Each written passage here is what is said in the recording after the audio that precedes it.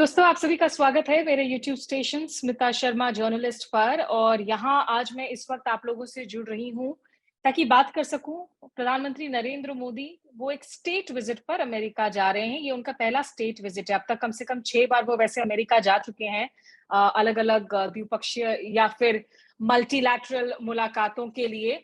लेकिन state visit की क्या सिग्निफिकेंस है जब वो राष्ट्रपति जोसेफ बाइडेन से मिलेंगे? कौन से ऐसे अग्रीमेंट्स हैं जिन पर बात बन रही है? खास करके डिफेंस के मुद्दों पर बहुत ज्यादा चर्चाएं हैं, गहमा गहमी है।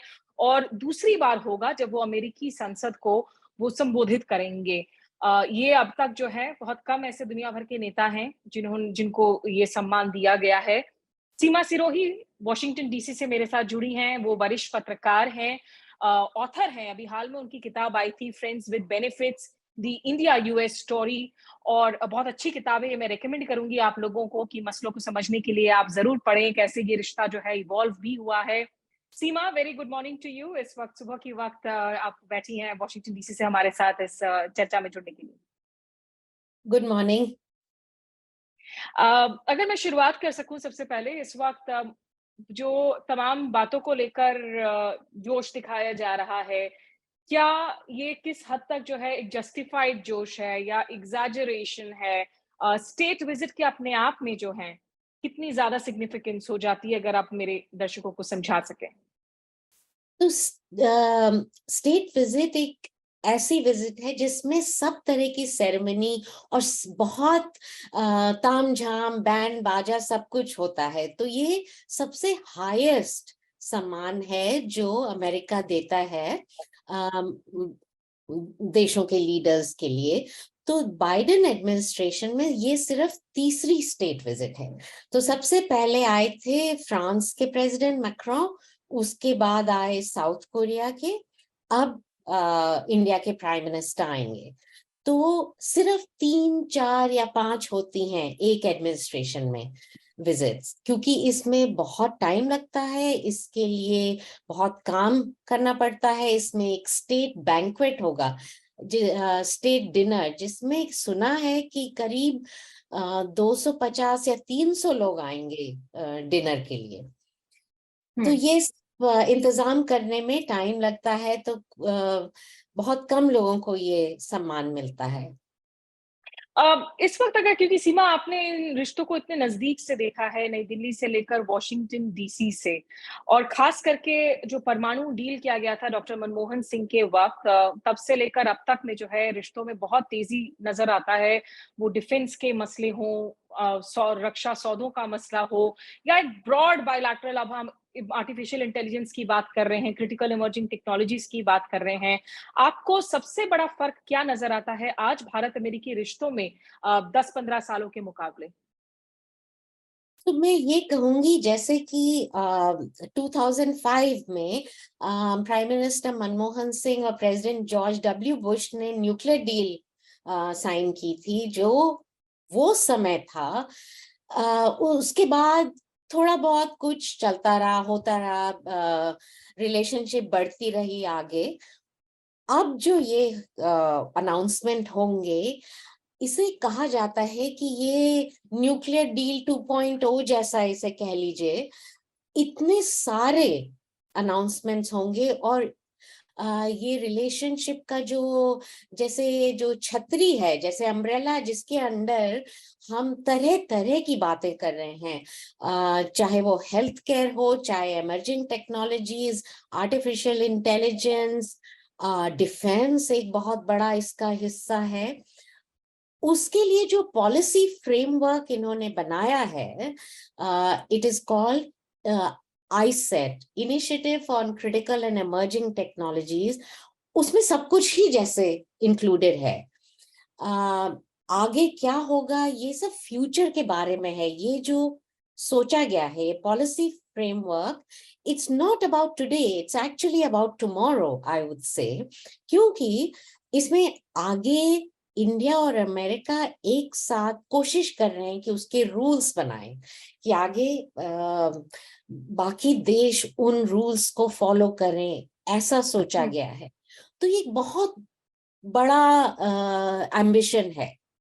तो अगर सब कुछ प्लान के हिसाब से होगा तो ये सच्ची में एक बहुत महत्वपूर्ण विजिट होगी इंडिया के प्राइम मिनिस्टर के लिए। व्हाई डू यू थिंक कि ये जो दोबारा से आमंत्रित किया गया अमेरिकी संसद को संबोधित करने के लिए नरेंद्र मोदी को जो ऑनर दिया गया है, इंडिया से वो पहले लीडर होंगे जो 2 बार संबोधित करेंगे। इसके पहले डॉक्टर मनमोहन सिंह ने संबोधित किया था और दुनिया भर में अगर हम देखें, नेल्सन मंडेला हैं या जो यूक्रेन के राष्ट्रपति हैं ज़ेलेंस्की, उन्होंने एड्रेस किया है। ये सम्मान क्यों दिया जा रहा है अमेरिका की कोर थिंकिंग में? What is it about India जिसकी वजह से जो है इस तरह से कदम उठाए जा रहे हैं, रेड कार्पेट रोल आउट किया जा रहा है? इंडिया और अमेरिका की जो रिलेशनशिप है इस समय, वो एक ऐसे मोड़ पे आई है जिसमें कि तरह तरह के जियोपॉलिटिकल डेवलपमेंट्स जो हो रहे हैं, मेनली चाइना, इसकी वजह से अमेरिका चाहते हैं कि इंडिया उनके कैंप में हो पूरी तरह से। तो जिस तरह से भी इंडिया को खुश किया जा सकता है वो कर रहे हैं। तो कांग्रेस को एड्रेस करना एक बहुत बड़ा सम्मान है और इसके लिए इंडियन अमेरिकन कांग्रेसमैन रो खन्ना और ये इंडिया कॉकस के को चेयर रो खन्ना और कांग्रेसमैन माइक वॉल्स ने पुश किया है इसके लिए कि कांग्रेस में आए, हमसे बात करें। तो ये एक तरह से ये दिखाया जा रहा है कि यूएस कांग्रेस भी चाहती यही है जो यूएस एडमिनिस्ट्रेशन चाहती है कि इंडिया से रिलेशनशिप और भी गहरी हो जाए और भी बड़ी ताकतवर हो जाए। और क्योंकि इस समय जो अमेरिका देख रहा है, चाइना जो rising China is a major threat. वो अमेरिका के लिए भी परेशानी है, इंडिया के लिए भी परेशानी है। तो दोनों कंट्रीज की इंटरेस्ट अब एक साथ हो गए हैं कि चाइना के से कैसे हम लोग डील करें, कैसे उसको मैनेज करें। तो ये कहने में फिर गलत नहीं होगा कि of course the big elephant in the room is China, जिसके कैलकुलेशंस के अराउंड जो है तमाम ऐसे कदम उठाए जा रहे हैं। दूसरा, is there also an attempt to slowly wean away India from Russia? वो रातों रात तो नहीं होने वाला है। रूस भारत का पारंपरिक मित्र रहा है, दोस्त रहा है, लेकिन क्या अंदरूनी तरीके से is there a thinking within the US system कि slowly over the next 10 years, 15 years वो अल्टरनेट सिस्टम्स हम दे सके ताकि इंडिया जो है वो रूस से एटलीस्ट उनकी जो डिपेंडेंसीज हैं, जो रिलेशंस हैं, वो थोड़े से अलग हो, कम से कम अमेरिका के साथ उससे और नजदीकियां बढ़े? हाँ, आप ये बिल्कुल सही कह रही हैं। इंडिया में भी ये एक डिजायर है कि हम किसी एक कंट्री पे डिपेंडेंट ना हो, चाहे वो रशिया हो चाहे वो अमेरिका भी हो। इंडिया जो है चाहते हैं कि ज्यादा से ज्यादा खुद बनाए। तो अब जो जो भी कुछ हो रहा है डिफेंस के मामले में अमेरिका के साथ, उसमें एक ये बहुत बड़ा एलिमेंट है कि आप कुछ टेक्नोलॉजी ट्रांसफर कीजिए, कुछ इंडिया में बनाइए और आप ये देखिए कि आप इंडिया में बना के ग्लोबल मार्केट को सप्लाई कीजिए। तो अमेरिका में तो ये बहुत ये एक सोच है कि इंडिया की जो डिपेंडेंसी है वो रशिया के ऊपर, इस वजह से इंडिया यूक्रेन वॉर पे भी रशिया को कंडेम नहीं कर पाया, क्योंकि दोस्ती पुरानी है पर there are some very practical difficulties associated with India's dependence on Russian weapons. तो अमेरिका ने एक बार तो गलती की कि कोल्ड वॉर में इंडिया को का साथ नहीं दिया, तो वो ये दोबारा गलती नहीं करना चाहते। वो चाहते हैं कि इस बार हम सब इंडिया को ये प्रोवाइड कर सकें जो इंडिया चाहता है अपने डिफेंस के लिए। क्योंकि यहाँ पेंटागन के एक बहुत हाई ऑफिशियल हैं, एलाई रैटनर, जो assistant secretary of defence for Indo Pacific in the pentagon. उन्होंने कहा है कि अगर इंडिया खुद ताकतवर है, अगर इंडिया खुद अपनी सॉवरेनिटी को प्रोटेक्ट कर सकता है, वो यूनाइटेड स्टेट्स के इंटरेस्ट में है, वो अमेरिका के इंटरेस्ट में है अगर इंडिया खुद ताकतवर बन जाए। तो इस वजह से भी सपोर्ट कर रहे हैं, पूरा डिफेंस प्रोडक्शन के बारे में चाहते हैं कि दोनों सिस्टम्स अलाइन हो जाएं जिसमें अमेरिका टेक्नोलॉजी इंडिया को दे सके और इंडिया कुछ चीजें बना सके इंडिया में, आत्मनिर्भर भारत के अंदर। तो लेकिन सीमा इसमें जैसे कहते हैं ना कि you have a give for a take. अगर अमेरिका चाह रहा है कि भारत आत्मनिर्भर बने, भारत की रेजिलियंस बढ़े ताकि भारत की कैपेसिटी बिल्डिंग हो सके, specially as a counter weight to China, what is the take from India that it is expecting? कि वो क्या चाहेगा? क्या वो चाहेगा कि कल को ताइवान स्ट्रेट क्राइसिस में इंडिया पोजीशन ले? क्या वो चाहेगा कि जो अमेरिकी डिफेंस सेल्स हैं वो ज्यादा से ज्यादा बढ़े? What is the take from India that the US is expecting? So, as far as the Taiwan crisis is concerned, I don't think at the upper levels Americans ये सोच रहे हैं कि India will join the fight. Americans ये पूरा समझते हैं कि इंडिया एलाई नहीं बनेगा। वो जो भी कर रहे हैं इंडिया के साथ इस विजिट के दौरान, वो ये सोच समझ के कर रहे हैं। उनकी कोई एक्सपेक्टेशन नहीं है कि इंडिया कल ट्रीटी साइन कर देगा अमेरिका के साथ। वो जानते हैं इंडिया का डीएनए क्या है, वो जानते हैं कि इंडिया की जो बहुत डेलिकेट सिचुएशन है इस समय। इंडिया के बॉर्डर पे चाइना है एक तरफ और पाकिस्तान दूसरी तरफ, तो कोई आसान नेबरहुड नहीं है इंडिया का। तो वो सब सोच समझ के वो कर रहे हैं। इसमें गिव एंड टेक यही है कि इंडिया जो भी खरीदेगा, खबर है कि 31 ड्रोन्स खरीदने का चल रहा है, जो डिफेंस एक्विजिशन काउंसिल ने उसको अप्रूवल दे दिया है दिल्ली में। तो वो एक अमेरिकन कंपनी का फायदा होगा, है ना? तो उसमें अमेरिकन जॉब्स होंगे, प्रोटेक्ट अमेरिकन टेक्नोलॉजी इधर बढ़ेगी। और उससे ये फायदा होगा कि अगर हमारे पास ज्यादा अमेरिकन ड्रोन्स हैं तो वो क्वाड के तहत जो एक्टिविटीज होंगी उसमें इंटरऑपरेबिलिटी जिसको कहते हैं वो बढ़ जाएगी। जितने ज्यादा तरह के इंडिया अमेरिकन प्लेटफॉर्म्स यूज करेगा उतनी ज्यादा आसानी होगी। चार जो क्वाड के चार देश हैं, इंडिया, अमेरिका, जापान और ऑस्ट्रेलिया, वो एक साथ काम कर सकते हैं, एक साथ एक्सरसाइज कर सकते हैं। इस तरह की भी बात है। But is there an apprehension कि जो काफी सारे क्रिटिक्स कहेंगे कि इंडिया एक वैसल स्टेट ना बन जाए यूएस का? आप एलाई तो नहीं बन रहे हो, बट एक कैंप से आप दूसरे कैंप में जो आपकी डिपेंडेंसी कहीं ज्यादा तो नहीं बढ़ रही है? हाँ, ये सोच समझ के इंडिया चल रहा है, तभी तो ये आत्मनिर्भर भारत पे इतना जोर दिया जा रहा है कि आपको टेक्नोलॉजी ट्रांसफर करनी होगी। तो ये जो जनरल इलेक्ट्रिक जेट इंजन की जो डील है उसमें कहते हैं कि 60 to 80% टेक्नोलॉजी ट्रांसफर की बात चल रही है। डिटेल्स अभी कुछ पता नहीं हम लोगों को, ना ही वो पब्लिक में आएंगी। जॉइंट ये प्रोडक्शन इन इंडिया की बात चल रही है ऑफ हाँ, दीज जेट तो इंजन्स। पहले तो असेंबली होगी इंडिया में इंजन की, फिर उसके बाद थोड़े थोड़े प्रोडक्शन चालू हो जाएंगे। तो इसमें ट्रेनिंग होगी इंडियन वर्कर्स की। सो ये जॉइंट प्रोडक्शन जो है, आज तक अमेरिका ने कभी ऐसी टेक्नोलॉजी नॉन एलाई को नहीं दी है। India is not an American ally. India is a friendly country, India is a strategic partner, but India is not an ally. तो ये बहुत important step है कि अमेरिकन्स ये तैयार हो गए, क्योंकि ये बातें तो पहले भी हो चुकी हैं कि टेक्नोलॉजी ट्रांसफर करिए, जेट इंजन इंडिया में बनाइए, पर वो कहीं गया नहीं। वो द टॉक्स फेल्ड उस तो पहले।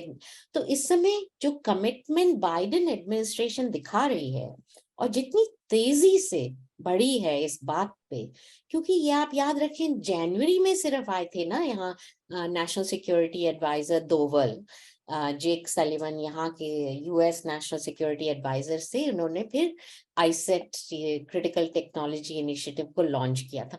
उस जॉइंट स्टेटमेंट में, उस फैक्ट शीट में ये कहा गया था कि अमेरिकन गवर्नमेंट जनरल इलेक्ट्रिक को लाइसेंस अप्रूवल देगी जल्दी से जल्दी।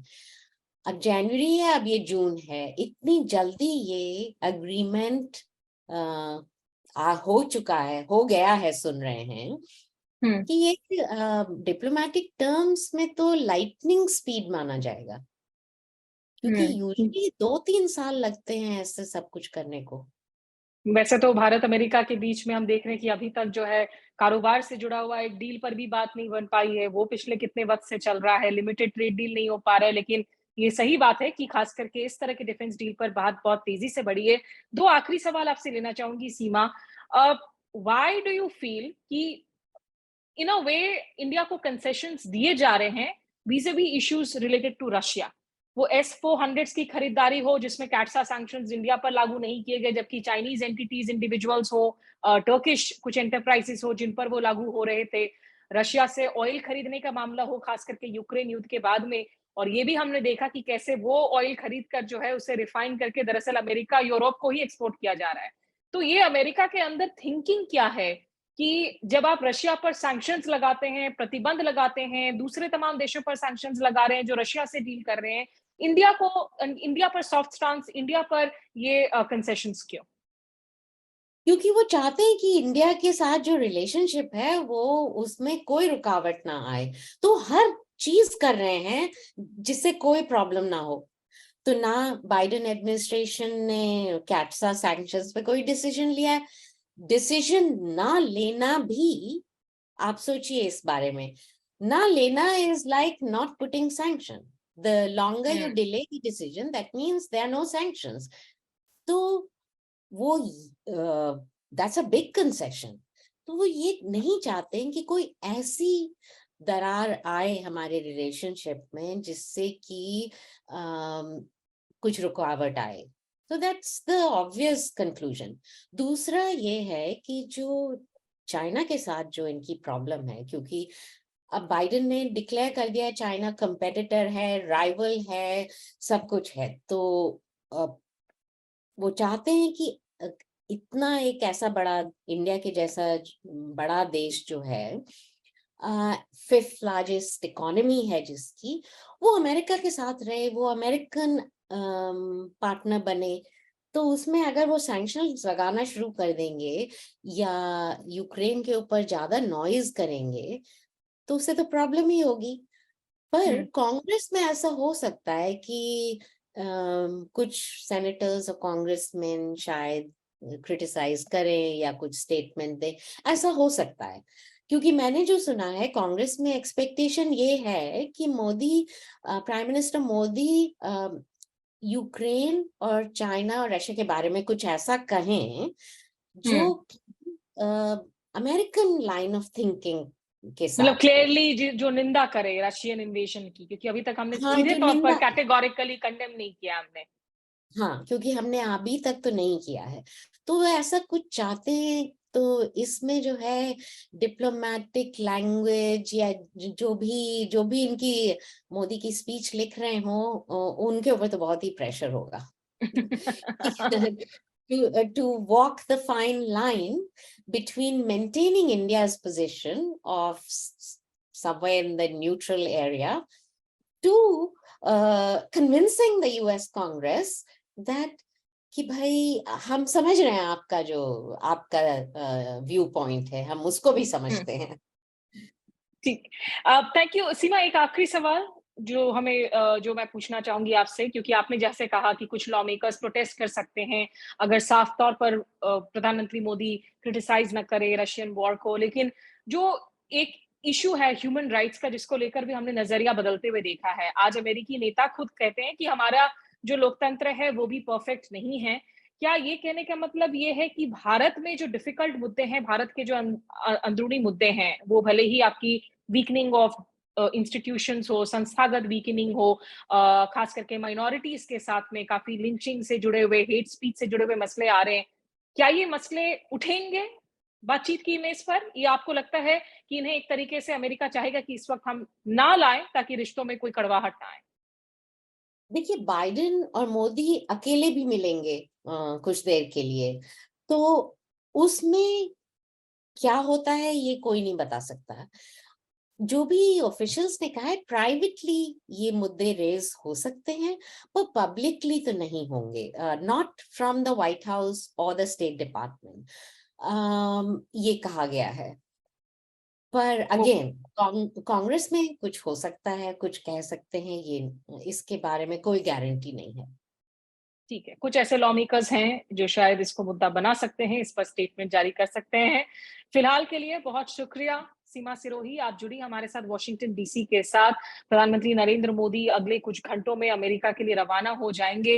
हालांकि अच्छी बात तो ये होती कि अगर अमेरिका जाने के पहले वो कम से कम जिस तरीके से लगातार मणिपुर में भयावह स्थिति बनी हुई है, मणिपुर में आग लगी हुई है, अगर उस पर प्रधानमंत्री मोदी कुछ कहते, कम से कम शांति की अपील करते। खैर, विदेश का जो दौरा है ये अपने आप में बेहद महत्वपूर्ण जरूर है, ये सिग्निफिकेंट जरूर है। और निश्चित रूप से भारत अमेरिकी रिश्ते जो हैं आज खास करके सरकार की जो विदेश नीति है उसमें एक बहुत अहम पहलू और एक अहम बिंदु भी है। बहुत शुक्रिया सीमा आपका हमारे साथ जुड़ने के लिए, और जो दर्शक हमारे साथ ट्यून इन हुए हम मेरे इस YouTube station Smita Sharma journalist पर। सत्य हिंदी का ऐप डाउनलोड करें गूगल प्ले स्टोर पर।